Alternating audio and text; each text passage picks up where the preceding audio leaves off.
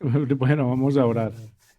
Antes de comenzar a orar, muy buenas noches mis amados hermanos. Qué gozo y qué alegría estar nuevamente reunidos aquí. Les damos la bienvenida a los que están presentes y también a los hermanos que ven en diferido esta grabación. Por favor, tener bastante cuidado porque este curso es un curso especial, un curso que demanda para los que puedan acceder a la plataforma, inscribirse y acceder para responder algunas preguntas y participar de unos foros, pero también leer el libro y para los que necesiten los libros de apoyo, porque depende también de cada caso que se les puede suministrar. Damos las gracias al Señor por la vida del pastor Esaú Reyes, nuestro maestro, nuestro profesor. Él es doctor en divinidades y nos alegra mucho que nos acompañe. También es el decano internacional para MINSA en español, todo lo que tenga que ver en español, y tenemos el privilegio de tenerlo. Entonces, pidamos al Señor en este tiempo que nos guíe y nos ayude para poder aprender. Pastor Juan, por favor. Bueno, Señor, te damos gracias a ti, Dios eterno y todopoderoso, en el nombre de Jesús, por la bendición de nos permite reunirnos nuevamente, Señor, en este grupo de estudio, Señor. Queremos pedirte que mientras que vamos recorriendo esta materia, Señor, tu Espíritu Santo sea el que examine primero nuestros corazones y nuestras propias vidas, Señor, reconociendo cada uno de nosotros la necesidad de ese verdadero cambio y entender que ese cambio comienza desde en lo profundo de nuestro corazón, Señor, pidiéndote siempre que renueves nuestros deseos. Ayúdanos, Señor, a anhelar lo que tú anhelas, Señor, a desear lo que tú deseas, Señor. Cámbianos, transfórmanos, Señor. Concédenos el don de la sabiduría, la sensibilidad, Señor, que necesitamos en este tiempo para comprender este proceso, Señor, que todo eso que estamos aprendiendo lo podamos aplicar a nuestras vidas, pero también lo podamos utilizar para guiar a otros, Señor, hacia la transformación que tú tienes, Señor, para cada uno de nosotros y que todo esto pueda glorificar tu vida, Señor, tu nombre, que pueda glorificarte a ti, Señor. Ponemos esta clase en tus manos, la vida del profesor, pidiendo que sea tu espíritu trayendo sabiduría, Señor. Todo esto lo pedimos en el mérito de Cristo Jesús. Amén. Muy bien, buenas noches, buenas tardes de México, buenas noches para ustedes. Vamos a tener hoy la lección 3, que es sobre las circunstancias. Vamos a pasar no exhaustivamente por las 8 preguntas. Esta lección 3 habla sobre la pregunta 1 y vamos a tocar inherentemente preguntas 2 y 3. ¿Cuáles son tus circunstancias? Vamos a hablar bastante de las circunstancias. ¿Cuál es la reacción a tus circunstancias? ¿Cuál es la raíz de esas circunstancias que generalmente es un ídolo del corazón? La lección 4 habla de preguntas 5, 6 y 7. Entonces vamos a tratar de abarcar lo más que se pueda. Entonces vamos a ver si podemos ver hoy preguntas. Esta primera parte, esta lección 3 es sobre las circunstancias. Y a ver si podemos ver por lo menos la primera parte de la lección 4. Y la próxima semana voy a poder darles clases en este horario. Y si hace falta algo que no se pudo dar, lo voy a grabar y tal vez tengamos una quinta sesión. Pero la idea es tratar de terminar con todo en hoy y la próxima semana.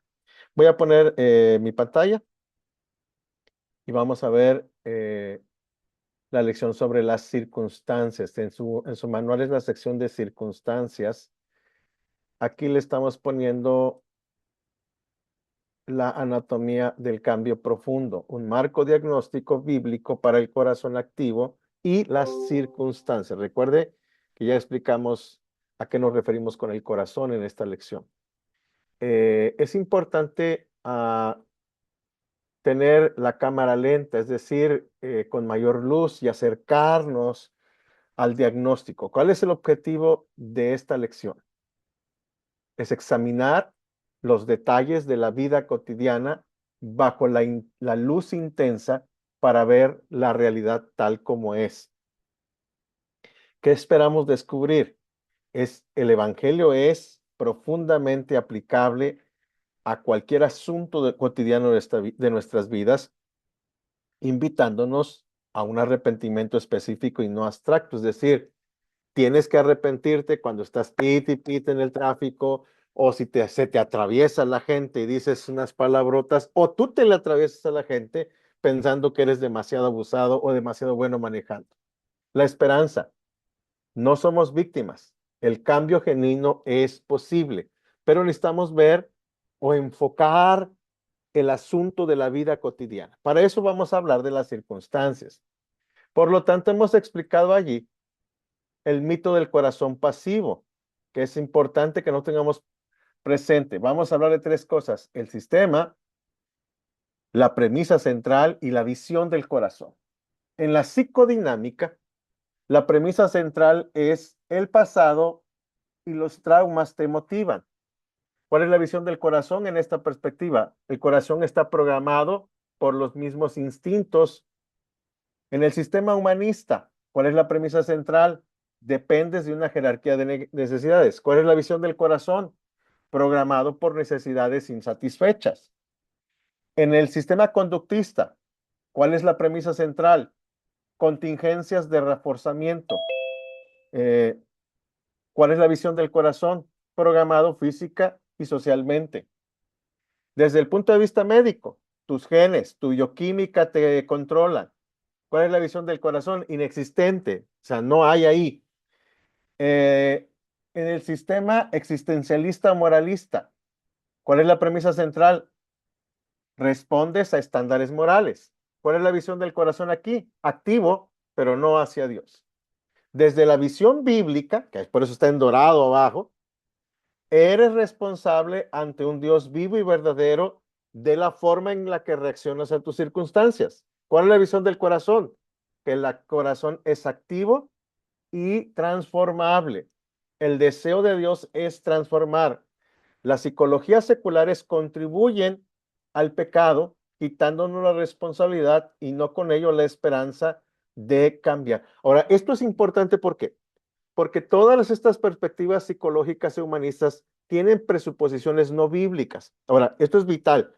No estamos satanizando todo el desarrollo de la ciencia, el arte y la cultura, porque en la gracia común de Dios, aún ahí podemos encontrar rasgos de la maravillosa gracia de Dios. Por ejemplo, en psicología, una de las cosas que yo mismo uso es cómo hacer un test de personalidad o temperamentos. Y es muy útil cuando aprendes a aplicarlo y cuando aprendes a interpretarlo. La gente piensa que le estás contando su vida, que eres brujo, pero no, es un cuestionario que te contestaron y que hay una manera correcta de interpretarlo, y le puedes decir a las personas: cuando usted está enojado, usted hace esto y esto y esto y esto, y abren los ojos enormes.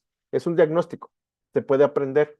Hay cosas, hay herramientas de las ciencias que son útiles, reconociendo que tienen presuposiciones no bíblicas, caídas, y que por lo tanto, para tratar con el hombre de manera correcta es importante. Hay un curso de Mintz sobre antropología.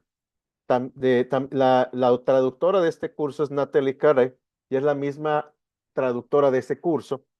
Y en ese curso la profesora Natalie dice que el único especialista en el corazón del hombre es el pastor, porque tiene las presuposiciones bíblicas del creador de ese corazón, hablando del corazón como activo y responsable. Pero es posible transformarse. Por eso es importante. No estamos diciendo que lo otro no es útil, es realmente muy útil, pero tenemos que transformarlo y redimirlo a los pies de Cristo.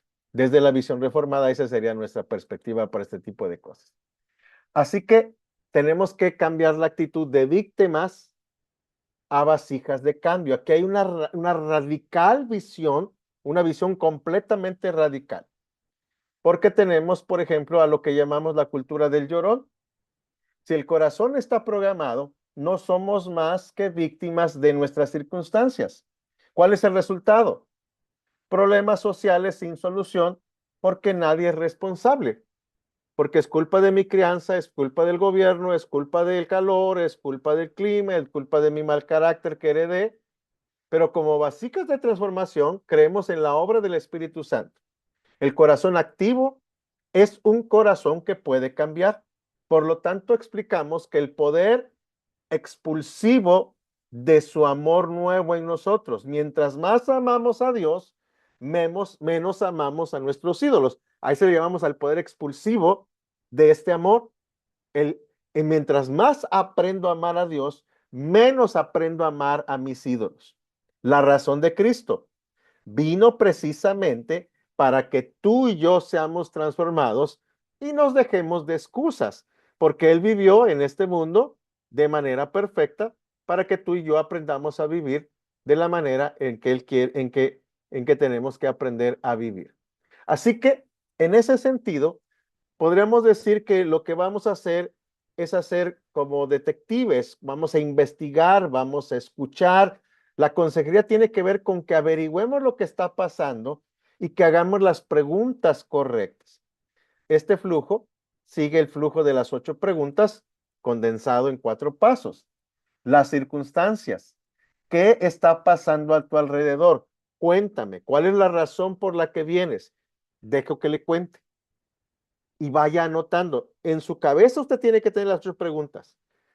Vaya haciendo notas. Las circunstancias son todas las cosas que nuestro aconsejado no puede controlar. ¿Cómo reacciona? La reacción tiene que ver con su corazón y con la raíz del ídolo, y por lo tanto las malas consecuencias a sus circunstancias.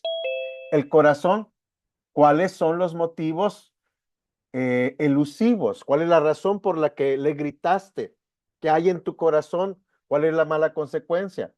Por lo tanto, podemos hablar del fruto, es decir, qué comportamientos son visibles, qué está haciendo, qué está diciendo, qué está actuando, qué dice Dios acerca de este comportamiento en este momento. Este es un círculo que es importante que nosotros tengamos presente porque nos va a ayudar a nuestros aconsejados. Para comprender el corazón, trazamos los vínculos lógicos. No damos consejos superficiales. Haz esto, no hagas aquello. Trabajamos con el amor y la fe de la persona. Esto es importante porque es muy fácil decirle a las personas, bueno, entonces no le digas esto a tu mujer, pero la razón de que le dices esto a tu mujer tiene que ver con un ídolo en tu corazón. Si derribamos el ídolo, va a haber un cambio de conducta. Porque a veces, por ejemplo, cuando yo era niño, yo me sé muchas malas palabras que jamás dije delante de mi padre, porque me zorrajaba uno y me quitaba un par de dientes de un solo golpe. Mi papá usaba unas llantas de suela de llanta, y en broma, en serio, le platico a mis hijos que un día yo dije algo que no debía haber dicho y mi papá con su chancla me metió un chanclazo aquí. Aquí me quedó grabado Goodyear, la marca de la llanta que traía en la suela mi padre. Nunca lo volví a hacer. ¿Por qué? Por temor al castigo. Cambié mi conducta, no cambié mi corazón. Cambié mi conducta porque, pues, no quiero que me metan uno. Siempre he sido un estudiante muy dedicado desde niño. Yo recuerdo mucho que cuando entré a primer año, se estaba anunciando que iban a traer la película de Superman a México. Está viejísimo eso, ¿eh? La primera película de Superman. Entonces mi mamá me dijo, si sacas puro 10, te voy a llevar a ver la película. ¿Qué cree que pasó? Saqué puro 10, me tuvieron que llevar al cine. Este, algunas cosas las hacía por una recompensa y otras cosas no las hacía por temor al castigo. Pero no hubo un cambio de conducta. Hubo un cambio de conducta, pero no un cambio de corazón. Aguas con eso, porque a veces el sistema de recompensa y castigo funciona cuando son niños pequeños, pero necesitamos reflexionar con ellos y explicarles la razón del castigo en la palabra de Dios y la razón del acierto. Por ejemplo, yo invito a la gente a hacerle regalos a sus hijos en Navidad, pero regalamos en Navidad porque imitamos a Dios, porque Él nos regaló a Jesucristo su Hijo. Y nosotros como padre de nuestros hijos imitamos al Padre dándole obsequios a nuestros hijos en Navidad. Pero eso nos recuerda el gran regalo de Dios. ¿Se dan cuenta cómo lo podemos enfocar? Y entonces, porque no queremos consumismo, Tampoco queremos ser radicales y nosotros no le regalamos a nuestros hijos, que dice la Biblia y cómo lo hacemos de manera correcta. Pero no solo, porque el cambio de conducta es muy fácil de provocar en base a castigos o recompensas. Pero lo que queremos es un cambio del corazón. Anhelamos un cambio de conducta, obviamente, como fruto del cambio del corazón. Ese es el proceso correcto. Así que definamos las circunstancias. Las circunstancias son las cosas que nos afectan, pero que están fuera de nuestro control directo. ¿Cómo qué? Mi estado de salud. Ahí les va. Yo mido unos 64, 65, va mucho.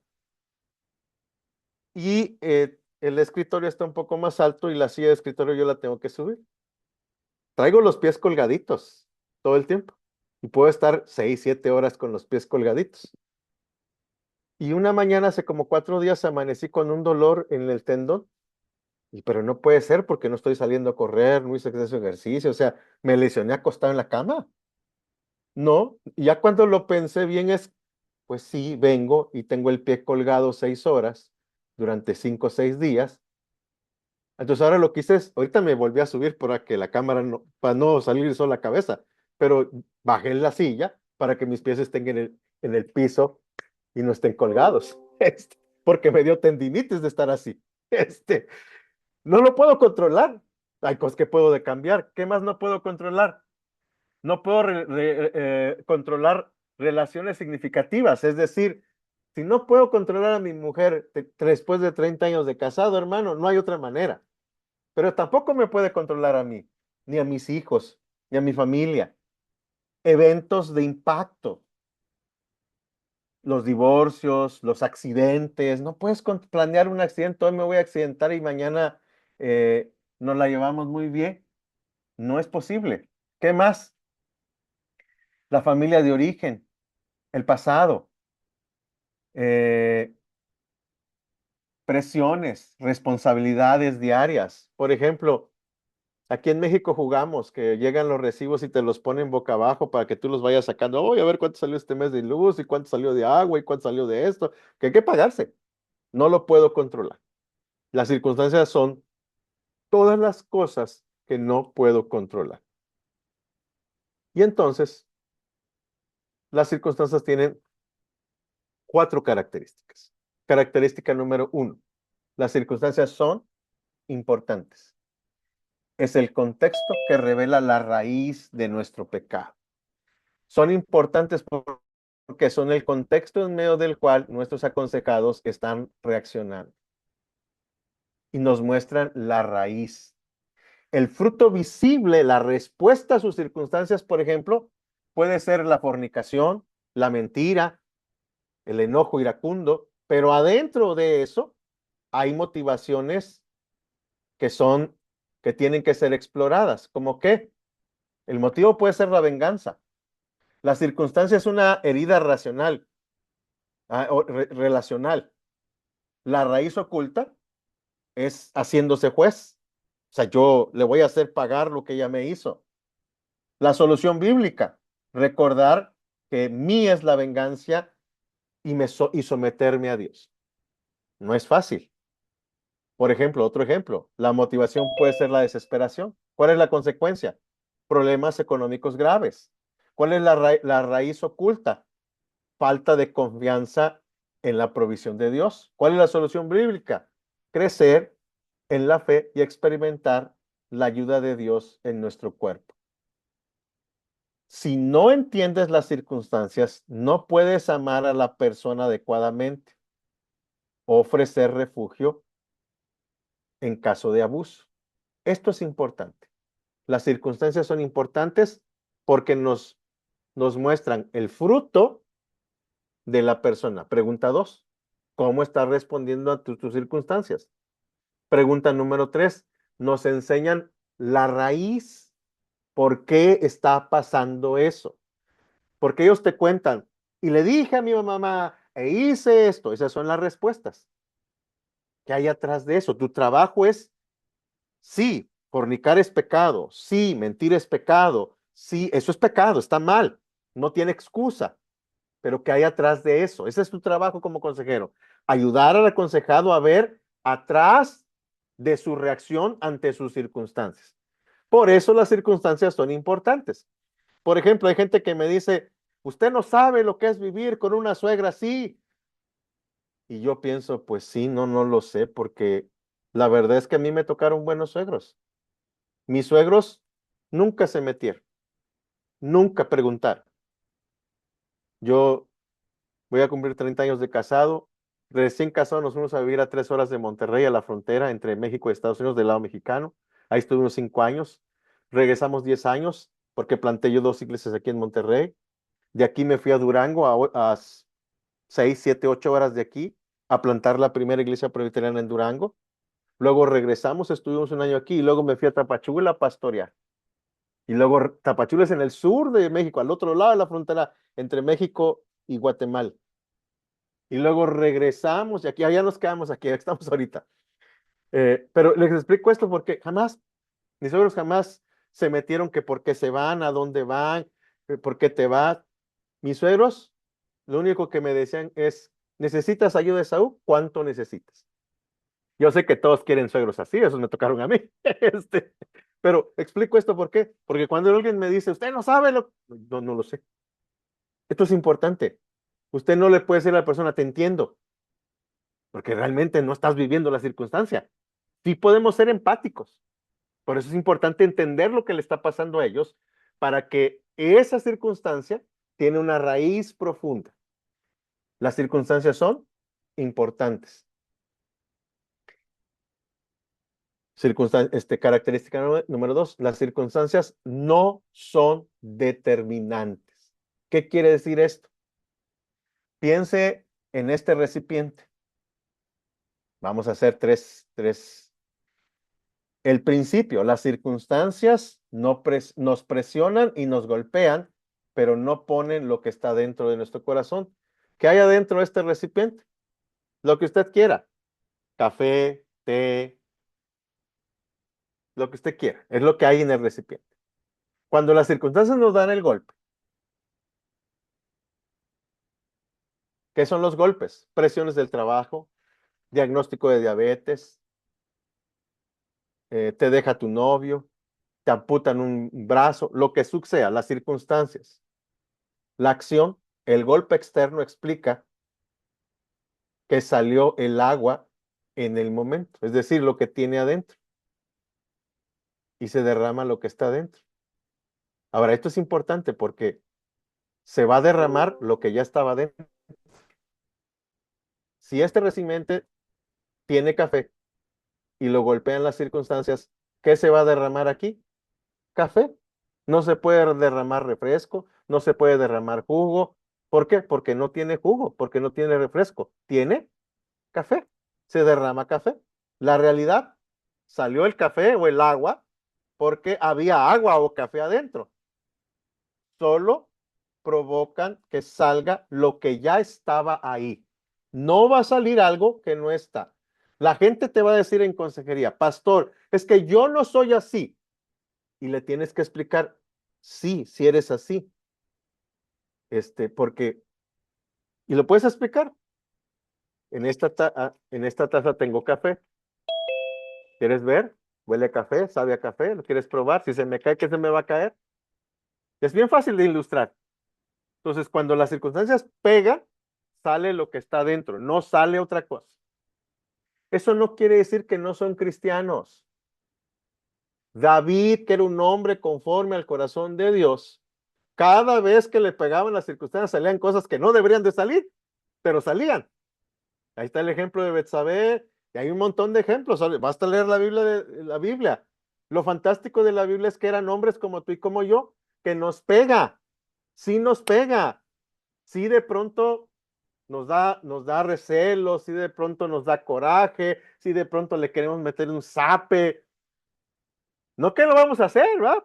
Pero aquí está en el corazón, y si empuja correctamente, va a salir. Eso es importante que lo tengamos presente. Las circunstancias no son determinantes, es decir, lo que le cultivas al corazón es lo que le va a salir. Por eso las cantaletas de todos los pastores en todo el mundo, lean su Biblia, oren, lean su Biblia, oren. Parece cantaleta, pero es que a la hora de los golpes, si hay palabra, va a salir palabra. Y si no hay palabra, pues va a salir lo que está dentro. Entonces, eso es importante. Piensa en esto. ¿Le ha pasado que está martillando y se da un martillazo en el dedo gordo? ¿Qué dices cuando te das un martillazo en el dedo gordo? ¡Gloria al Señor! O sacas todo tu repertorio de malas palabras en ese momento y te justificas, es que esto duele. Pues sí, yo sé que duele, pero solito te pegaste, pues chulo. No le apuntaste bien. Piensa en eso, porque eso nos pasa, eso es muy común. Tercero, las circunstancias son reveladoras. Es decir, al sacar lo que están adentro, revelan el corazón. Esto es importante porque, ¿cuál es la ilusión? Pensamos que somos mejor gente de lo que realmente somos cuando no somos probados. Las excusas. Cuando la presión externa produce mal fruto, decimos, ese no fui yo no soy así. Y entonces, a veces le echamos la culpa al diablo. Es el demonio. Pero si es cristiano, no le puede meter el demonio ni en la cabeza ni en el corazón. Si no es cristiano, pues sí se endemonió. Pero no hay un demonio que se pueda meter en el corazón de una casa que está ocupada. Entonces, pero eso es una falsa excusa. Entonces, también nos excusamos con las excusas psicológicas, con los, no, es que soy bipolar. Ah, sí, cómo no. Es pecador, porque si tiene un diagnóstico correcto de ser bipolar, tú necesitas estar medicado, porque hay un diagnóstico correcto. ¿Cuál es la verdad bíblica? Si eres tú, nada sale de ti que no estuviera ya adentro. Simplemente no has probado no ha sido probado lo suficiente para que saliera a la luz. Salió a la luz, se ve feo. Por eso a la gente no le gusta leer la Biblia. Había una familia en mi iglesia que luchaba mucho porque siempre decía, ay, pastor, es que ya volvió usted a hablar del pecado. Hermana, pero también hablé de la gracia. Te estoy hablando del pecado, pero estoy hablando de la solución. Es mi deber decirle lo que la Biblia dice. Nunca se convencieron. Después de varios años se terminaron yendo porque esa era su queja. Es que siempre sales con el pecado, pastor, pero siempre te doy la solución. Pero es que está en su corazón, lo que está en su corazón. Creo que nunca le atiné o el día que le atiné se fueron. Este, porque salieron corriendo. ¿Ah? 4. Las circunstancias son complicadas. El peligro del reduccionismo. No sabemos a qué estamos reaccionando exactamente. Puede haber factores múltiples, pasados, presentes y futuros. Es una red complicada, como si fuera una red web complicada, donde podemos lidiar con estas cosas, como que gotas constantes, cosas menores que se acumulan con el tiempo. Por ejemplo, la queja del libro de números. Hay un ejercicio en el libro, en esta sección sobre el libro de números. Es parte de uno de los foros. Tiene que leer. Pero se acuerda que, por ejemplo, Miriam y Aarón se quejaron y ellos decían, no, es que Dios también ha hablado a través de nosotros y empezaron a murmurar en contra de Moisés. ¿Qué les pasó? Les cayó lepra el Señor. Estaban hablando del siervo del Señor y el siervo del Señor era su carnalito, su hermanito, el hermano chiquito, el que tanto querían, pero ellos querían una posición que no les correspondía. Detonante, oculto, una reacción histérica al tráfico, que en realidad oculta el pánico por un diagnóstico médico pendiente. Un gran golpe, una traición súbita o la seducción silenciosa del mundo, el león rugiente. Son muchas cosas, generalmente a veces no es una sola cosa que nos sucede, son muchas cosas que de pronto nos suceden y que detonan en algo.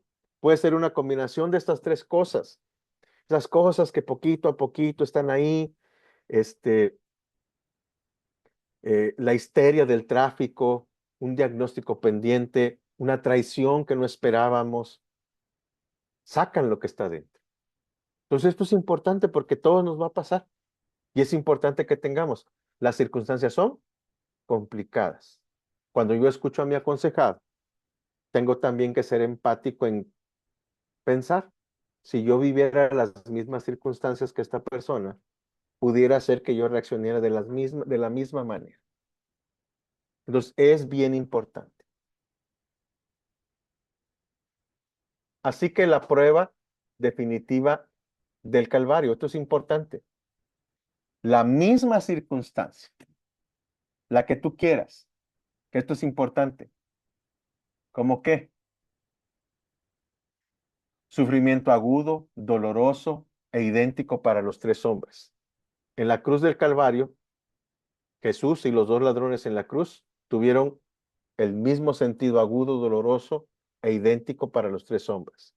A los tres los clavaron, a los tres los crucificaron, el- la misma circunstancia, pero hay tres reacciones diferentes. Primero, amor incondicional y perdón, la reacción de Jesús. Al hombre clavado en la cruz hay amor incondicional y perdón.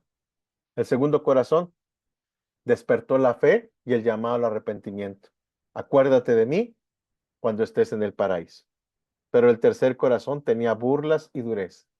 ¿Se acuerda? La misma circunstancia, tres reacciones diferentes. Esto es lo que nosotros esperamos con el ejemplo de Jesús en la cruz. Que sea la diferencia entre cristianos y no cristianos. No es que a los cristianos no nos pasen las mismas cosas. A Jesús le pasó una muerte que le pasaba a muchas personas. De hecho, lo clavaron en medio de dos ladrones. Pero Jesús reaccionó de una manera. Otro fue llamado al arrepentimiento y despertó su fe.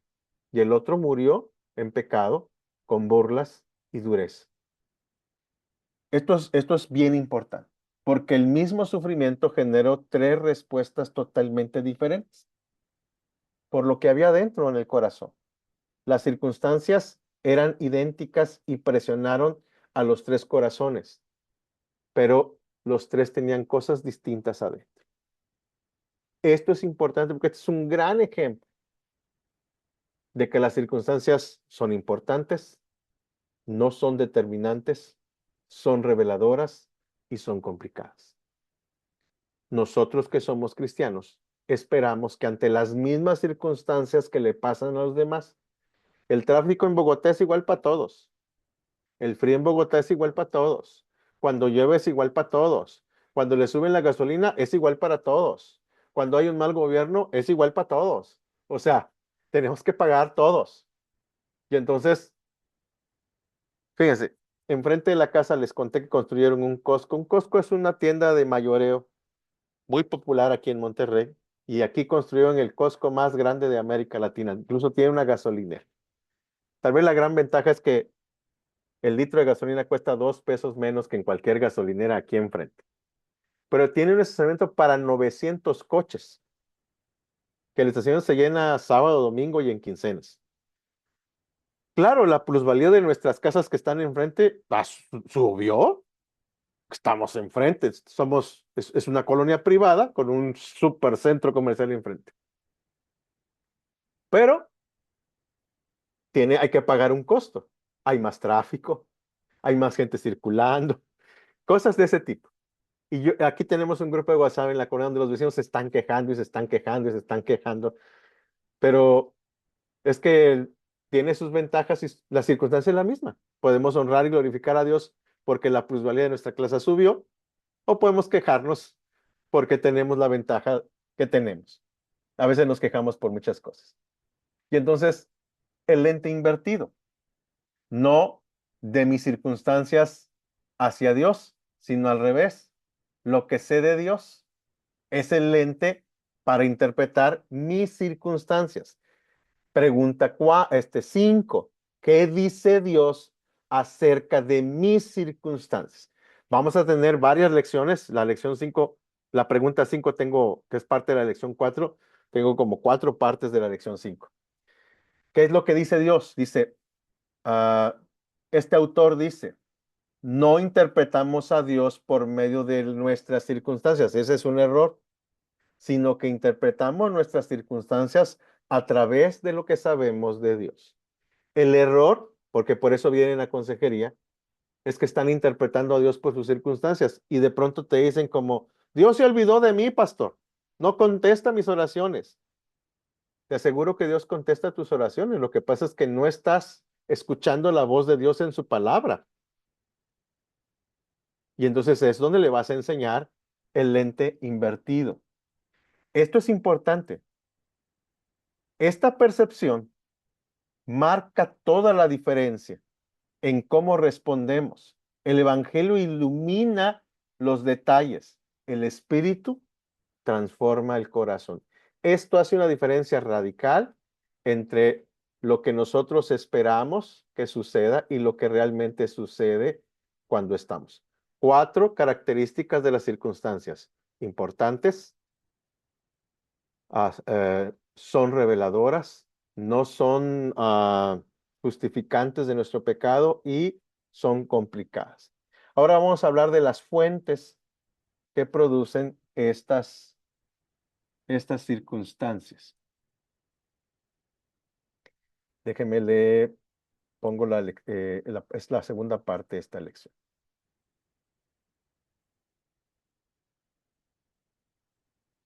Muy bien. Y aquí vamos a hablar de, sí, hay 5 fuentes generales de las circunstancias, que las vamos a analizar también una por una. Vamos a hablar cómo nuestras circunstancias revelan quiénes somos y vamos a hablar de las fuentes de estas circunstancias, de dónde se origina. Es importante entender que el clima no hace al árbol. Tenemos un árbol sin fruto y con fruto.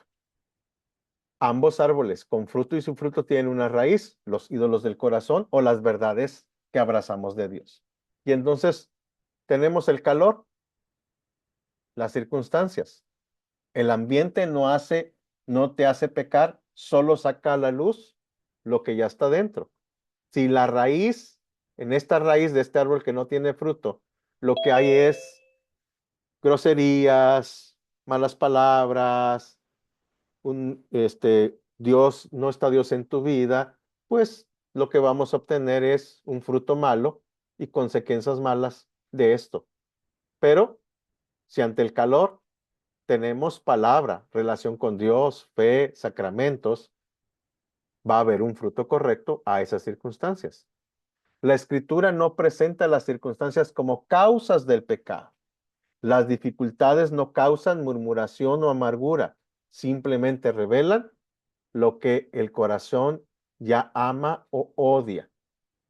Este cuadro de diagnóstico es muy importante. Y por lo tanto, las circunstancias, vamos a hablar de las 5 variables climáticas o las 5 fuentes, así lo maneja el autor en el libro, de las circunstancias. Categorías universales de la experiencia humana que actúan como el calor sobre nuestras raíces. Cada una presenta una prueba diagnóstica única. Vamos a hablar de las dificultades de la vida cotidiana, del consejo falso, de los pecados de otros en mi contra, obviamente Satanás, y también las bendiciones. A veces las bendiciones en vez de hacernos bien, nos hacen mal. ¿Ok? Hay gente que recibe dinero y cuando recibe dinero no regresa a la iglesia. Entonces vamos a ir una por una de cada una de estas. Empecemos con la primera, la prueba del desierto, es decir, los pecados de otros en nuestra contra. Y aquí vamos a ver en detalle una parte del estudio de caso de Números 11, del 4 al 35, Israel en el desierto. ¿Cuál es el punto A? Vamos a ir del punto A al punto D. Dios promete liberación y el pueblo va al monte Sinaí al encuentro con Dios.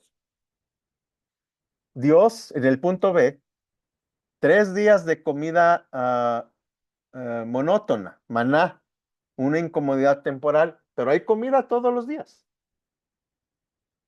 Punto C, la reacción, ¿Qué hace el pueblo con el maná?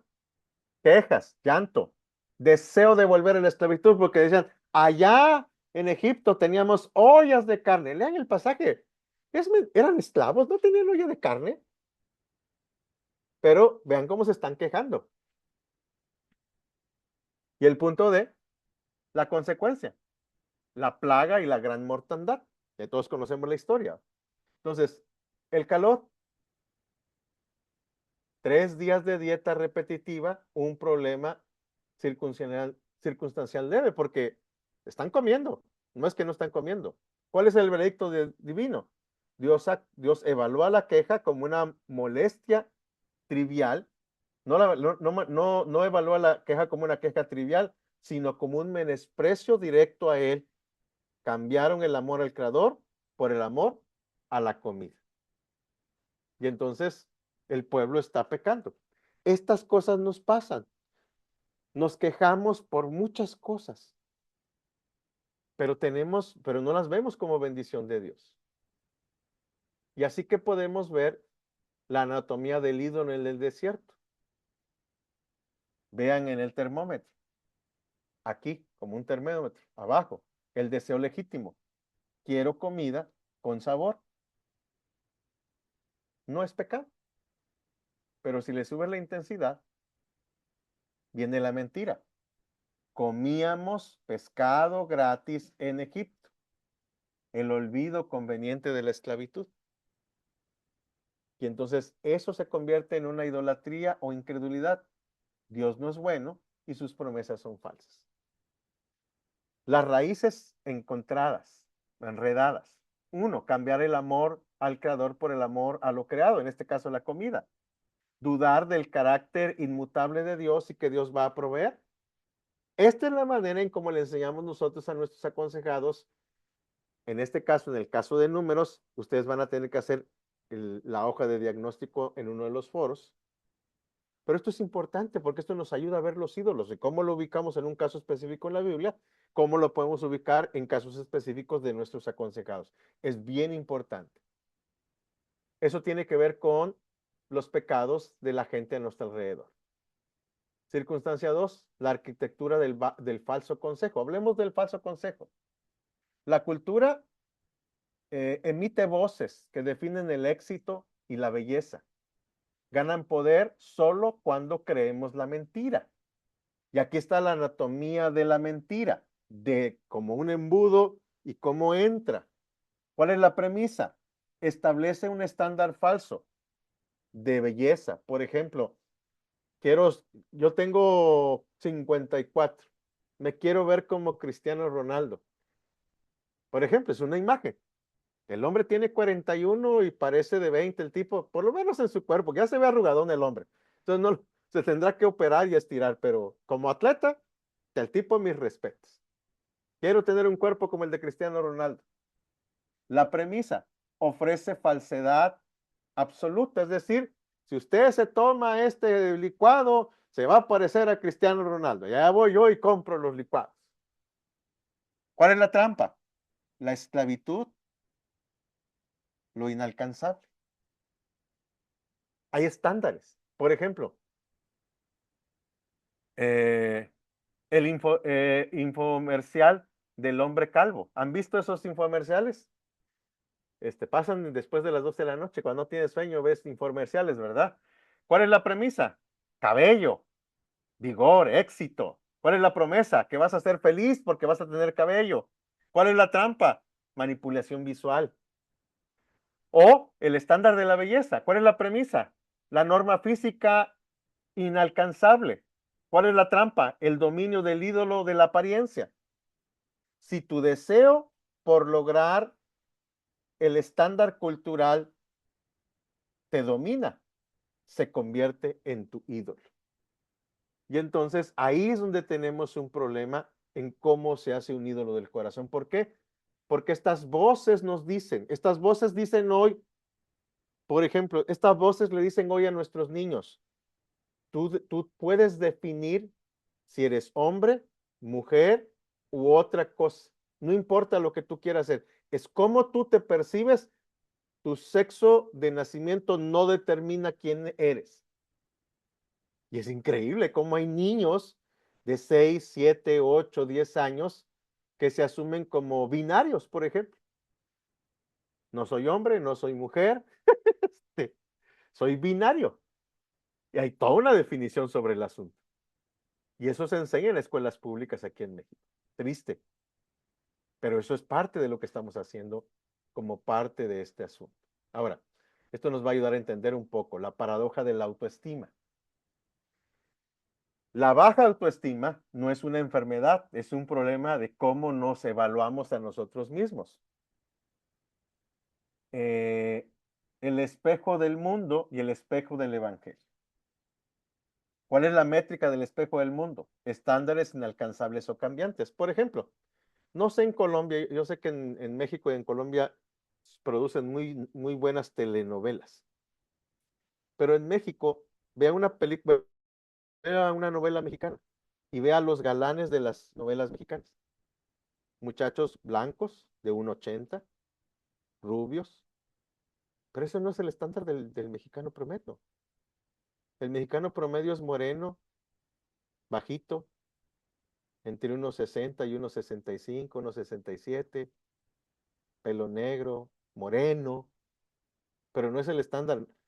Cuando usted ve a un moreno como yo de galán de telenovela, asústese, pero esa es la realidad, ese debería ser el estándar, pero no ponen el estándar, ponen un chamaco impresionante que no lo conoces en la casa, pero a veces la gente quiere ese estándar. Y usted ve a los prietos como yo de rubios.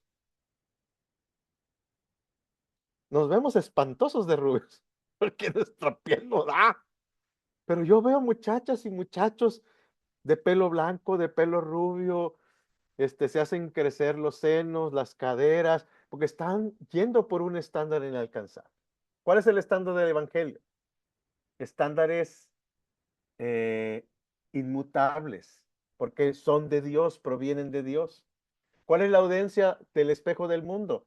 Los demás, por miedo al hombre. ¿Cuál es la audiencia? El rostro de Dios. Me importa, es Dios quien me ve ahora. ¿Cuál es la falta frecuente del espejo del mundo? Orgullo, jactancia o depresión. ¿Cuál es la falta frecuente? ¿O cuál es el resultado del espejo de Dios? Identidad asegurada y fusión única en Cristo.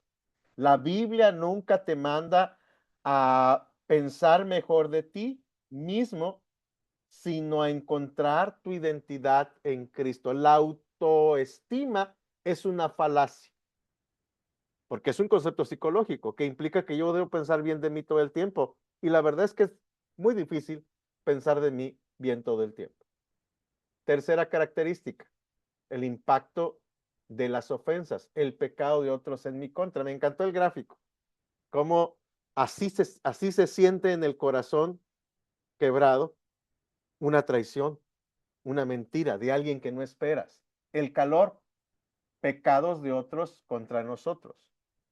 El dolor real, la Biblia valida el sufrimiento. Dios es empático y el refugio de nuestros afligidos. Me encanta el Salmo 3. Muchos son, Señor, mis enemigos, muchos son los que dicen no hay de él, para él ayuda en Dios, mas tú, Jehová, eres mi escudo, mi roca, el que levanta mi cabeza. Mételes uno y quiébrale los dientes y párteles las quijadas, pero en tu voluntad, Señor, en tu voluntad. Me encanta parafrasearlo. Porque el sufrimiento es real, o sea, sí le queremos meter uno. Sí quisiéramos que les cayera un rayo del cielo y los consumiera de uno. Eso pasa por nuestra mente, pero no es pecado si logramos confiar en Dios. Fíjese, hay más salmos de lamento en la Biblia que salmos de alabanza. Entonces, el dolor es genuino. Vamos a hablar de las emociones en una de las lecciones. La prueba, el impacto revela qué hay en el corazón. No crea amargura, la expande. Si sale amargura es porque había amargura. La pregunta diagnóstica, ¿a dónde corres al ser impactado? ¿Lástima propia? ¿Por temor del hombre? ¿Hostilidad por orgullo? ¿O buscas vindicación de Dios? Noten la diferencia. Si no es que no dolió, dolió. No es que no quieras meterle uno, se lo quiero meter. Pero si buscas la vindicación en ti mismo, en otra fuente o en Dios. A David en el Salmo 3 lo está persiguiendo su hijo. Los que tienen hijos saben lo que duele en el corazón, que de pronto le pides, oye, me traes esto y te hacen una cara o te hacen un gesto de ash, ese ash cala en el corazón. Ya tendrán hijos. Sí, porque y son buenos hijos, mis hijos son buenos, pero son humanos. Entonces son golpes que uno recibe. Pero te ha pasado. Si no te ha pasado, te va a pasar. Hay gente que son tus amigos y de pronto te meten un par de puñales en la espalda y no se los pudo uno sacar, pues están en la espalda. ¿Cómo me los saco? Duele. Y eso es parte de la vida. Los que otros van a pecar en nuestra contra. Si nuestra esposa peca en nuestra contra, que nos ama y nos juró delante de Dios amarnos, pues imagínense los demás. Eso es importante. Ahora, ¿cómo explicamos esto? Hablemos de la dimensión vertical del perdón. Análisis del siervo despiadado. ¿Se acuerda? Mateo 18 del 21 al 35. A un hombre que le perdonó una gran fortuna y saliendo le debían poquito. ¿Cuánto debía este hombre? 10,000 talentos. Eso ilustra la deuda vertical que tú y yo teníamos con Dios y que Cristo pagó en nuestro lugar en el Calvario. La realidad vertical, devolver mal por mal, rompe la ley divina. A este hombre solo le debían 100 denarios, no 10,000 talentos. La ofensa horizontal, el punto ciego horizontal. Si solo miramos la línea horizontal, nos sentimos justificados para guardar amargura. Pero si yo veo la línea vertical, me doy cuenta que me han perdonado más de lo que yo merecía. ¿Cuál es el diagnóstico? Negar el perdón y guardar amargura no es solo el problema interpersonal, es usurpar el trono de Dios divino, porque Dios tiene control. Este ejemplo visual de Mateo 18, del 21 al 35, nos ilustra mucho cómo debemos de tratar con las ofensas.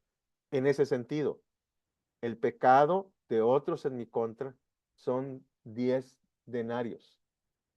Y el pecado que Dios me perdonó a mí en la cruz del Calvario son 10,000 talentos. Busquen en internet el equivalente en dinero, en pesos colombianos. Eso ayuda a darse cuenta, o en dólares. Oh, me perdonan una deuda y el otro me debía. Es como me perdonaron $1,000 y aquel me debe $1. Y al que me debe $1 lo metí a la cárcel. Pero si a mí me perdonaron $1,000. Piensen, la diferencia es abismal de la noche a la mañana. Por eso las piedras, el tamaño de las piedras que se pusieron aquí, para ilustrar que la balanza a nuestro favor es más grande y por lo tanto es posible perdonar, porque la deuda de esta persona es mucho más pequeña de lo que se me perdonó a mí. 4. La tentación. Aquí vamos a hablar de Satanás. Satanás no te programa para pecar. Satanás observa y usa tus deseos, malos deseos, como anzuelos. Esto es importante. Satanás no te obliga a pecar. Vea el esquema. El cristiano tiene 3 enemigos: el mundo, la carne, la concupiscencia y Satanás, que es el acusador astuto. Satanás va a utilizar todas estas cosas como un anzuelo para invitarte a pecar. ¿Cómo qué? Vean el modelo de Jesús y la distinción crucial. La mala situación y el mal moral. Ejemplos: enfermedades, ataques físicos directos. El remedio bíblico, la sanidad y la liberación. El mal moral, pecado humano, ceder a la tentación. El remedio, el arrepentimiento y la fe. Así que Satanás va a buscar la manera de que usted peque y va a utilizar incluso las cosas de la vida cotidiana, buenas y malas, habló mal de ti, no te quiere. Eso es algo que pasa. Entonces es importante. Tenemos que tener sabiduría práctica. Conoce la carne, es decir, tus propios malos deseos pecaminosos, tu corazón, para desactivar el atractivo del acusador. Entonces, tener cuidado de esas cosas de las que tienes debilidad. Aquí en México, aquí el maestro ya vino aquí a México, ya probó los tacos. Los tacos son adictivos. Y aquí en México, entre una cosa y decimos que, pues el taco número 6 ya es gula. O sea, 4 tacos, 5 tacos, pero 7, 8, 9, hermano, ya estás pasando la raya. O sea, porque a veces comemos arriba del punto de saciedad. Me sacié y le sigo comiendo. No sé si han escuchado esta explicación, que tu estómago le avisa entre 15 minutos y 20 minutos después que está lleno a tu cerebro, que por eso sigues comiendo. No sé si le ha pasado, que come, come, come, come y de pronto le pega un mazazo en la cabeza. ¡Ah, ya no puedo, estoy muy lleno! Pues sí, pero estuviste comiendo y comiendo arriba del punto de saciedad. Por eso recomiendan que comas una porción, hagas una pausa de 10, 15 minutos. Si tienes hambre, vuelves a servirte, pero a veces pasamos el punto de saciedad. Y nos pasa a todos. Este, es una explicación simple de cómo Satanás utiliza esas cosas. Y hay gente que come por ansiedad. ¿Ok? 5 y último, el espejismo del entorno perfecto, es decir, las bendiciones. ¿Cuál es el mito? Si tan solo cambiaran mis circunstancias, yo estaría mejor. Vean estos dos ambientes.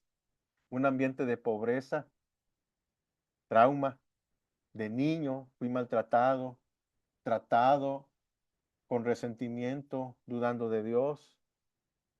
Ay, perdón. Pero ahora hay abundancia, riqueza, casa, niño amado,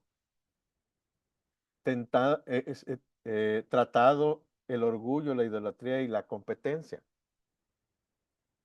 Y a veces la falsa creencia es esa. Si yo tuviera una mejor circunstancia. ¿No han visto ese reel? Hay un reel en Instagram que está un hombre caminando y está el hombre caminando y al lado una persona con silla de ruedas. Y la persona que va en silla de ruedas ve al hombre que va caminando y dice, ay, siquiera yo tuviera 2 piernas buenas, podría caminar como este hombre. Y el hombre que está caminando al lado tiene una persona con una bicicleta. Y el hombre que tiene las 2 piernas buenas dice, ay, si yo tuviera una bicicleta como ese. Y el de la bicicleta tiene al lado un hombre con un cochecito modesto. Y dice, ay, si yo tuviera que ser un cochecito como ese. Y el de cochecito tiene a alguien con un coche lujoso. Uy, si yo tuviera un coche lujoso. O sea, ¿han visto ese? Porque es un reel que está en Instagram. No estamos contentos con nada. Aún las cosas buenas, o sea, gloria a Dios que tengo una silla de ruedas, o gloria a Dios que tengo 2 pies buenos, gloria a Dios que tengo una bicicleta, pero no, estamos anhelando lo del vecino. ¿Por qué? Porque no han escuchado esto. Muchos problemas de infidelidad tienen que ver con que pensamos que el pasto del vecino de enfrente es más verde que mi pasto. Él piensa que mi pasto es más verde que el suyo, pero yo pienso que su pasto es más verde que el mío. Y así empieza la tentación de cosas buenas. Tienes una buena mujer que te quiere y estás viendo el pasto enfrente. Esas cosas pasan. Por eso es importante tener presente esto. Ahora, cultiva curva de olvido, el peligro de la abundancia. Vean, a veces tener abundancia puede ser, o bendiciones, porque la riqueza y paz y prosperidad ya rompe el punto crítico del olvido y la rebelión. A veces la gente que tiene menos cosas es más dependiente de Dios. Es increíble cómo, y pasa en las iglesias, las comunidades más humildes, está el ejemplo en la Biblia, de cómo las iglesias más pobres eran más generosas que las iglesias que tenían más dinero, ¿se acuerdan? Y que Pablo agradece que en medio de su pobreza le están dando más que los que se supone que tenían. Yo fui pastor en el sur de México, en Tapachula, Chiapas. La iglesia que estaba en el centro de la ciudad tenía 18 iglesias pequeñas. muchas de ellas de corte rural. Cuando yo me despedí de la iglesia, me vine a México. Todas las iglesias pequeñas, el campo de la iglesia me hizo una despedida. Y las congregaciones, los hermanos y los líderes, todos se cooperaron para darme una ofrenda. No les voy a decir cuánto me dieron, pero recibí más dinero del campo que de la iglesia madre. Y la iglesia madre tiene dinero. Este, pero cuando me despidieron, me dieron me dieron lo legal, lo que correspondía. Pero no fueron generosos, el campo fue generoso. Yo me quedé asombrado de la diferencia entre un sobre y otro. Es aquí entre nosotros, ¿verdad? Esas cosas pasan. La gente pobre, la gente humilde realmente te ama y es generosa. Por eso es importante. Cuanto más prospera su país, más hermosa hacia las piedras, más hermosas hacia las piedras sagradas. Las bendiciones nos tientan a amar al regalo más que al dador. A veces nos quejamos, hermanos, porque tenemos abundancia. Y eso es algo peligroso. Esto nos va a ayudar a entender eso y a verlo, a tener un diagnóstico. La circunstancia. Cuando tenemos dificultades, el reflejo engañoso es Dios me abandonó. La reacción común es queja e incredulidad. La solución, Dios es proveedor y fiel. Las voces de la cultura. ¿Esto me hará feliz? La reacción, ídolos como belleza o éxito. La solución, identidad anclada en Cristo. Los pecados de otros en mi contra. ¿Cuál es el reflejo engañoso? Tengo derecho a vengarme. ¿Cuál es la reacción? Amargura, usurpar el juicio. ¿Cuál es la solución? Gracia vertical y un juez divino. Satanás como circunstancia. El diablo me obligó. La reacción, evadir la culpa y rendirse a la carne. ¿Cuál es la solución? Arrepentimiento frente al acusador. Las bendiciones. No necesito a Dios porque estoy bien. La reacción, olvido, insuficiencia, idolatría. La solución, amar al dador más que al regalo. Este es como un resumen de lo que hemos visto en esta segunda parte de la lección. Y entonces podemos tener sistemas de retroalimentación espiritual, mecánicas bíblicas que cosechan para cosechar lo que sembramos. Es importante el flujo para que usted vaya siguiendo el flujo y que vayamos poco a poco en ese punto. Empezamos aquí en la siembra carnal que refleja necesidad, que nos lleva a una disciplina divina y entonces tenemos consecuencias dolorosas, pero entramos al círculo de la gracia, aprendemos del gozo y la gracia y entonces tenemos una siembra del espíritu y entonces Dios nos provee. ¿Cómo pasamos de la necesidad y circulamos hacia la gracia? A veces el mecanismo de la disciplina es para eso. La disciplina no es venganza.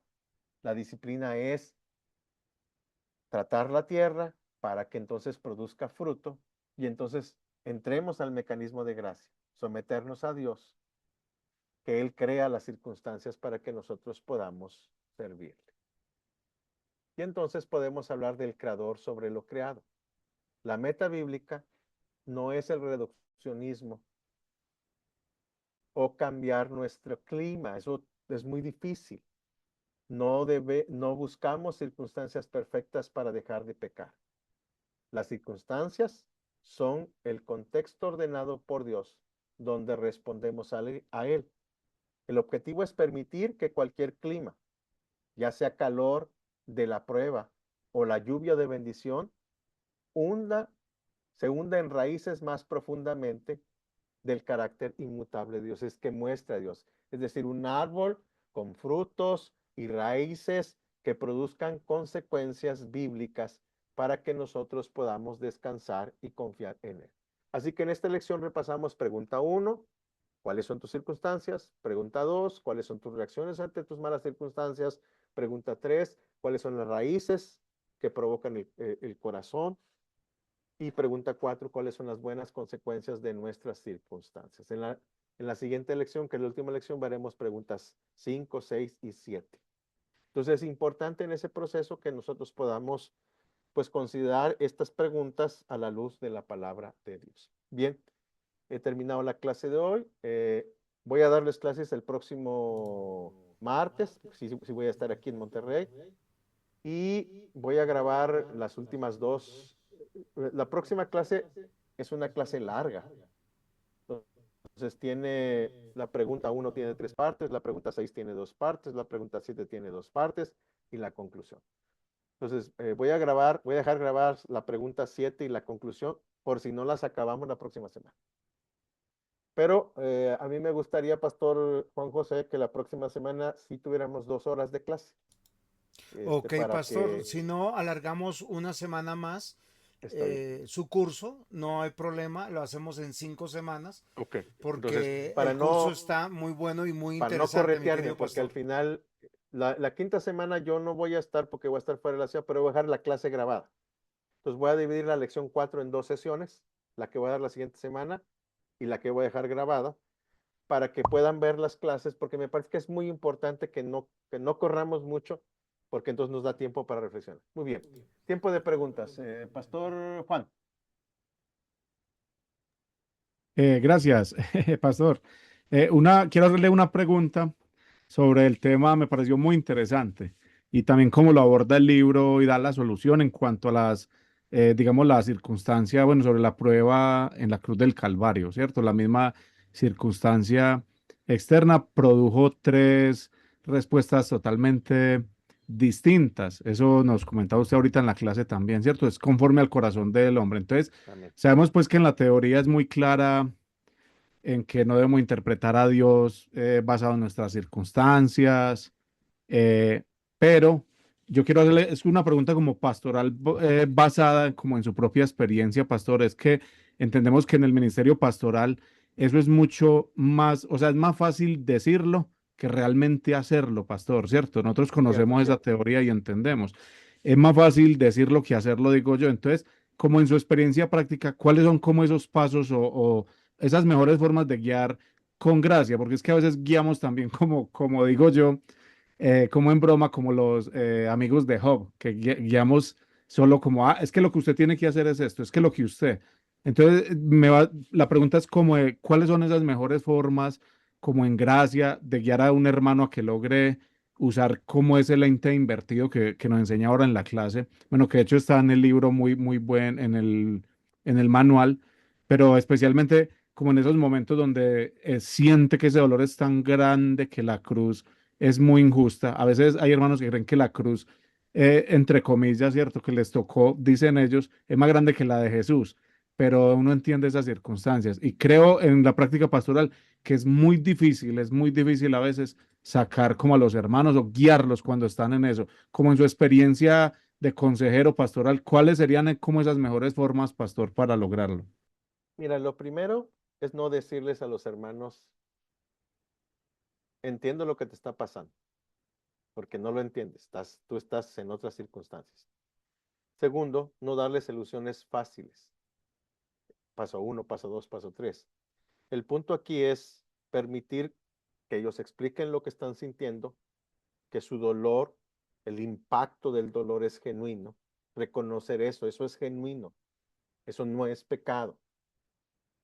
Y entonces enseñarles a responder expuestos al Evangelio, hay que exponerles el Evangelio. Hay un libro muy bueno, lo voy a buscar y se los voy a enviar, que se llama Confiando en Dios aunque la vida duela.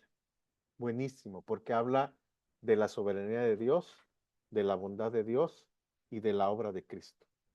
Y entonces, porque es muy fácil confiar en Dios cuando la vida va bien, aunque como vemos también es una causa que podía producir alejamiento. Pero cuando las cosas van bien es más fácil seguir a Cristo. Pero cuando la vida duele, hay que recordar que Él gobierna, controla y decide, que nada se sale de su control. Te pongo este ejemplo.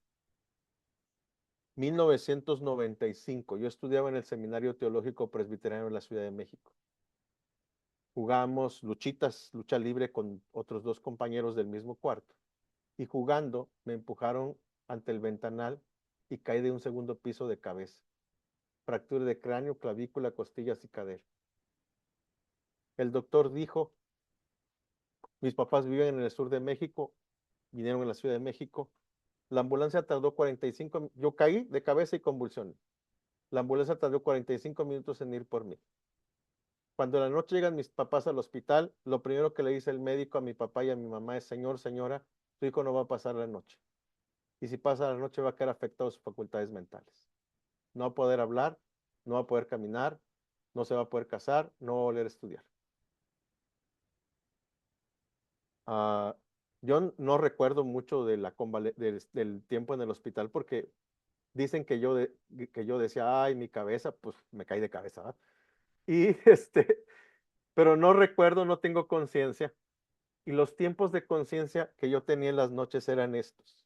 Mi papá sentado al lado mío, repitiendo, no temas porque yo estoy contigo, no desmayes porque yo soy tu Dios que te esfuerzo, siempre te sustentaré, siempre te sostendré con mi diestra victoriosa. Cada noche, cada noche, cada noche. Desperté del coma en un traslado de ese hospital a otro hospital porque iban a hacer una tomografía. Cuando abrí los ojos, pastor, estaba mi papá sentado y un compañero de estudiante que se llama Jorge, que ahora es pastor también. Y mi primera preocupación es, me toca predicar el domingo. Y quise, pues avíseme, ¿verdad? Y no, en ese momento me di cuenta que no podía hablar, tenía hinchado el cerebro. Pedí papel y lápiz y me di cuenta que no podía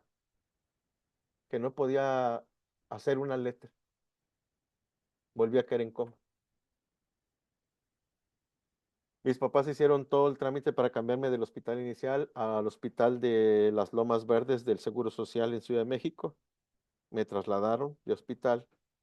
Ahí desperté el coma, en urgencias, porque hacen el proceso, te ingresan al hospital. Y como yo estaba dormido, pues me pusieron en la esquinita, en lo que se hace el papeleo.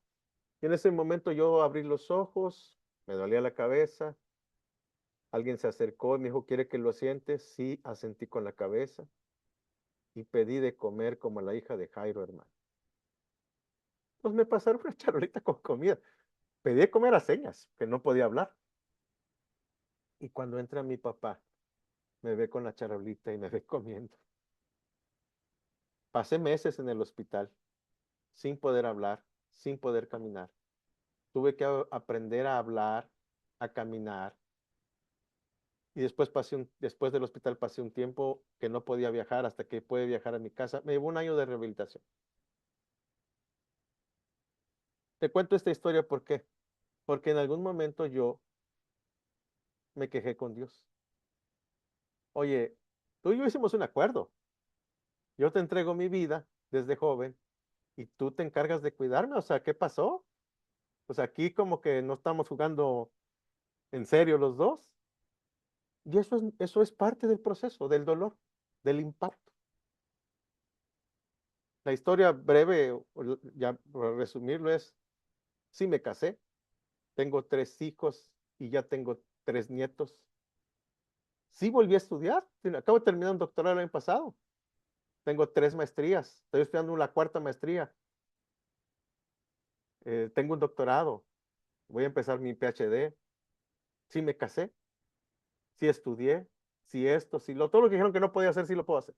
Claro, sí tengo mis secuelas, no creo que no tengo secuelas, nada más que las oculto bastante bien. Yo asumo que más viejitos se me van a notar más, pero el punto al que voy, hermano Juan, es que es normal que pase. Entonces necesitamos exponer a las personas al evangelio, ministrarlas con la palabra y enseñarles que que ninguna, eso está en la Biblia, que ninguna de las penas de la vida presente se compara con la gloria venidera que nosotros ha de ser manifestada. Y esa gloria venidera empieza aquí y ahora. no empieza, en la glorificación va a ser una cosa de locura, hermano. Pero aquí y ahora empezamos a vivir las bendiciones de Dios. Y empezamos a ver milagros, prodigios. Yo soy un testimonio vivo de que Él tiene poder. Pero cuando la persona está pasando lo que le está pasando en ese momento, el dolor es genuino. No lo minimices, no minimices el dolor. Si necesita llorar, déjalo que llore. Ya Cristo pagó en la cruz para que llores esa falacia de, hermanos, somos cristianos, aguántese. No, no. Si sí me metieron un golpe, o sea, sí me dolió, déjalo que llore. ¿Ok? Y entonces hay que exponerlo al Evangelio. Este libro, Confiando en Dios aunque la vida duele, buenísimo. Hay otro libro que se llama uh, Cuando, cuando el hombre es grande y Dios es chiquito o Dios es pequeño. Habla de temor de hombre. Le voy a mandar los libros al pastor, al maestro, para que él se los ponga a su disposición. Son libros para su biblioteca, pero que les van a servir en la consejería en estos momentos, cuando la gente está sufriendo. Entonces, en mi experiencia, déjalos que te cuenten. Claro, esto es lo importante. Cuando yo doy consejería, hermano, tenemos 45 minutos a 50 minutos. O sea, puedes hablar todo lo que quieras hasta 50 minutos. Me tienes que dar 5 minutos para yo rematar y le seguimos la próxima semana y le seguimos la próxima semana. No cometan el error de, ay, me voy a sentar 4 horas. No resuelves nada en 4 horas. Se te seca la garganta, te quitan el hambre que es sagrada. Entonces están sufriendo, sí, pero tranquilo, chulo, vamos sesión por sesión. Sesiones de 45 a 50 minutos, no más. Y le seguimos la próxima semana y la consejería sirve porque empiezas a dar dosis del evangelio. Al principio ellos hablan más y conforme te van explicando, les puedes responder con el evangelio, les puedes responder con el evangelio, les puedes responder con el evangelio. Mi consejo, resolvamos un asunto a la vez. Te pueden traer 30. Vamos a empezar con uno y hacemos todo el proceso. Las 8 preguntas, el proceso, ¿sí me entiendes? Y luego seguimos con el siguiente asunto. Después de 3 o 4, él solito podría pasar por el proceso. Porque lo estás discipulando, le estás enseñando cómo hacerlo. Entonces, y tú vas a ver conforme van pasando las sesiones cómo le cambia el rostro. Si es cristiano, hay que reenseñarle a leer y a orar todos los días. Si no es cristiano, hay que enseñarle a leer y a orar. Lo básico en la primera sesión, ¿por qué? Porque le presentaste a Cristo y le enseñas a leer la Biblia. Muy básico. Entonces, hacer un diario espiritual ayuda bastante. Entonces, en mi experiencia, es gracia, no es magia. Ojalá tuviéramos cierto poder para pasarle la mano a la gente así y que salgan con 2 alas y una aureola. No, de hecho, tienes que aprender porque eso es también el otro lado de la moneda. El impacto de escuchar lo que la gente te cuenta, tienes que manejarlo correctamente o te quita el sueño. Y eso es algo que hay que trabajar. Muy bien. Pastor, tenemos una pregunta, pero quisiera preguntar para referente a lo del pastor Zuluaga algo. ¿Qué hacer con aquellos hermanos que quieren solo una sesión o solo pasan por una sesión? Porque es muy común que uno se siente, los escuche. Yo también tengo un límite de tiempo, procuro también que no saquen toda, no sé si es comprensible lo que voy a decir. O sea, todo lo que está en su corazón, a veces hay mucha basura. Entonces, a veces, o sea, ¿por qué? Porque me va a afectar. Y como son a veces los de mi iglesia, cuando me dicen cosas, sé que me van a estropear el sermón, porque no voy a poder decir cosas que debo de decir, porque puede pasar lo que usted nos decía clases anteriores, que, es que el pastor la está diciendo para mí, no vuelvo a confiar, pero es que yo ya lo tenía planeado, ya lo tenía dicho, pero ¿cómo decirles que no? Porque o sea, el único milagroso es Jesús, porque Él es Dios. El único decía, tus pecados son perdonados, levántate, ve y no peques más, era Él. Nosotros tenemos que dar el método de la palabra, pero ¿cómo llevar sin que ellos piensen que es tampoco una sesión psicológica? pensar y la segunda pregunta, ¿y cómo determinar cuántas sesiones hacerlo? Mi consejo es este. Cada vez que alguien te pida consultas, podemos tener una consulta la primera es de diagnóstico, o para presentar el evangelio o para afirmar. Y ahí le dices, mínimo tienen que ser 8 sesiones. Y hacemos una pausa. Pero mínimo 8 sesiones. De 8 a 12 sesiones, no más. De 8 a 12 sesiones es suficiente para que tú te sientes semana por semana, lo escuches y le ayudes a modelarle cómo resolver el conflicto y luego hágalo solo, porque eso es su vida personal, tiene que hacerlo solo, con Cristo. Tenemos que evitar la codependencia de ellos hacia nosotros, que eso es bien común. Es que yo quiero que el pastor José Juan me atienda, no quiero que la pastora o no quiero que el copastor me atienda, quiero que el pastor porque piensan que el milagroso es uno.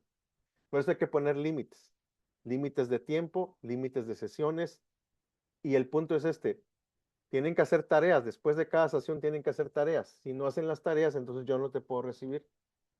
Si llegas, por ejemplo, a los de la iglesia obviamente no se les cobra, ¿verdad? Pero tiene que respetar tu tiempo, o sea, es de 7 a 8, no puedes llegar a las 7:30, si llegas a las 7:30 te atiendo 30 minutos, porque tengo otro después de ti. Entonces, esas son cosas que tenemos que poner límites nosotros mismos para que ellos entiendan que es un proceso. Entonces, palabras como proceso e intencionalidad son importantes. Si usted no me cuenta, yo no le puedo ayudar. Si usted no sabe esto, no le puedo decir. Me tiene que decir. Y este es un proceso. Entonces, al principio poner reglas es muy importante. Te puedo dar una única sesión de diagnóstico y el consejo son 8 sesiones. Si después no quieres venir a las 8 sesiones, no hay problema.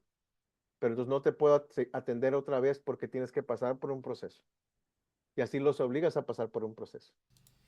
Los Ok. beneficios van a ser ellos y nosotros, porque entonces llevas notas, puedes hacer anotaciones correctas, puedes dar la ayuda correcta a un asunto de 8 a 12 Y sesiones. podemos acompañar en el proceso de avance.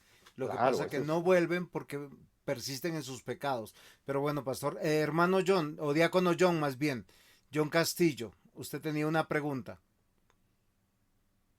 Sí, señor, pues era igual relacionada con las preguntas que estaba haciendo el pastor Juan, y era uno cómo sabe hasta qué momento eh, ya termina como esa consejería, porque podemos entender que las personas somos diferentes y algunas pueden entender, no sé, en 2, 3 sesiones, y otras pueden extenderse a las 12 que decía el pastor.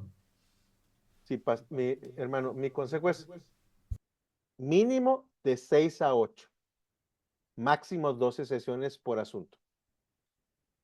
El punto no es que no pueda entender, el punto es que verifiquemos que realmente lo está haciendo. Porque si escuchaste, nos interesa el cambio del corazón, no el cambio de la conducta. Claro que queremos que cambie de conducta, pero nuestra meta no es el cambio de conducta, nuestra meta es el cambio del corazón. Y la gente puede cambiar la conducta por la amenaza de la disciplina, este, o por el premio de la novia que se puede llevar de la iglesia, entonces cambian su conducta, pero no estamos cambiando el corazón. Entonces, mínimo 6, de 6 a 8, máximo 12 sesiones y hacemos una pausa. Y entonces, si requerimos volver, otra vez un proceso de 8 a 12 sesiones. Yo lo que más he tratado a una persona ha sido 3 años. A este homosexual que les conté que llegó vestido de mujer y regresó a su casa con sus hijos, eso llevó tiempo. Hay cosas que son bien complicadas de cambiar. Pero hay cosas que en un promedio de 8 sesiones quedan listos. Yo en Durango cobraba las sesiones y la gente pagaba, cooperaban para el reino, pero es importante que a la gente de la iglesia no se le cobra, pero es importante que entiendan que es un proceso y que hay reglas. Hay reglas de tiempo en las sesiones, hay reglas del periodo y el compromiso de ellos de hacer sus tareas. El compromiso de respetar mi tiempo y yo respetar su tiempo.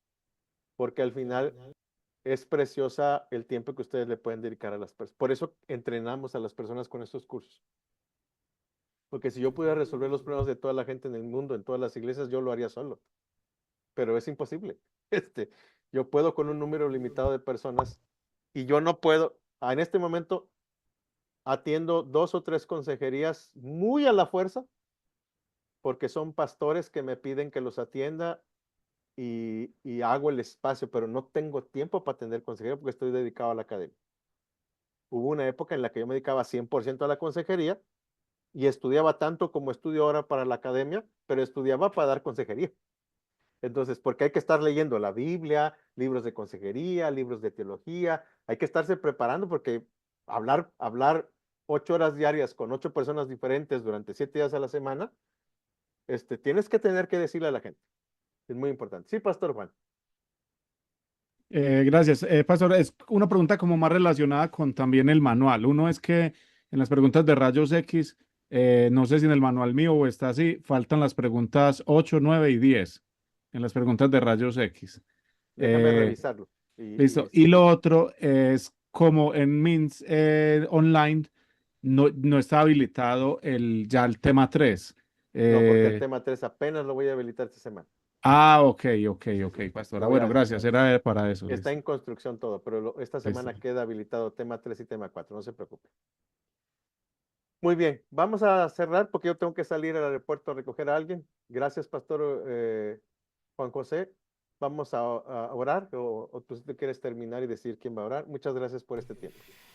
Pastor, quiero terminar yo. Estoy muy agradecido por su vida, por su persona y porque estamos muy animados para poder seguir creciendo. El seminario es multidenominacional, entonces acá creo que estamos aprendiendo desde las escrituras. Amado Señor y buen Dios Padre, gracias por la vida de nuestro profesor, el doctor Esaú, pastor, consejero. Y gracias Señor por nuestro seminario, porque nos da las herramientas para poder construir una teología segura. Amado Señor, te ruego por todos y cada uno de nuestros hermanos aquí presentes, para que usemos este material para edificar nuestras vidas, para extender su reino y para ser útiles en nuestras iglesias. Nos encomendamos, Señor, en tus preciosas manos.